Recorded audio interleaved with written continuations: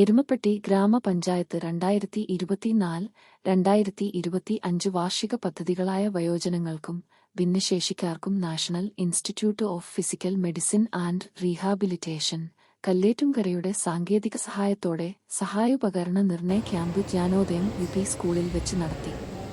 Camp ക്ഷേമകാര്യ standing committee chairperson Sumana Sugathan ഉദ്ഘാടനം ചെയ്തു. ആരോഗ്യ വിദ്യാഭ്യാസ standing committee chairperson Sheeja Suresh അധ്യക്ഷത വഹിച്ചു. വാർഡ് മെമ്പർ സുരേഷ് എസ് സ്വാഗതവും അങ്കണവാടി വർക്കർ ലിസി വിജയ നന്ദിയും പറഞ്ഞു.